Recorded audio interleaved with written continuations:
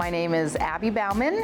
I am a behavioral health care administrator at Central Office, and I have been with DOIS 9 years. I think that I was born a social worker in some capacity or another. Been helping people and being able to see the need, I think, from a very young age. I've also just had lots and lots of really, really strong women throughout my life that really did show me that, you know, being a strong woman means you are nurturing at all times, but also firm and not letting down on the things that you know you're supposed to be helping correct. I guess I do a little bit of everything when it comes to BHS. Started in that very direct with the kids role, moved to a supervisor a couple years later, and then went to Central Office a couple years after that. I worked with so many good unit managers, so many great case managers. I think that's the only reason I know how to do this job halfway decent, is just because I've had these really, really good people showing me how those jobs work and how we all work together. I think that's typically why I get sent in to work on random projects, or if there's issues, or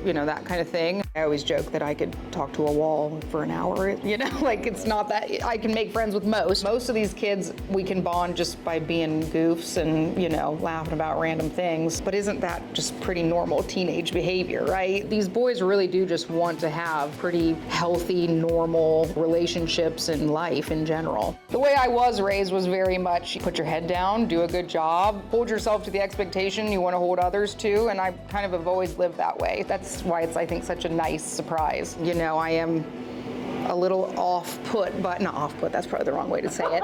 I'm a little off guard, maybe, that I was even selected or considered. I don't know that it's really me. I think it's just because everyone has been gracious enough to accept me and work with me, and we all work really well together. We just have so many good people that are so connected to one another that it just feels like this remains where I'm supposed to be.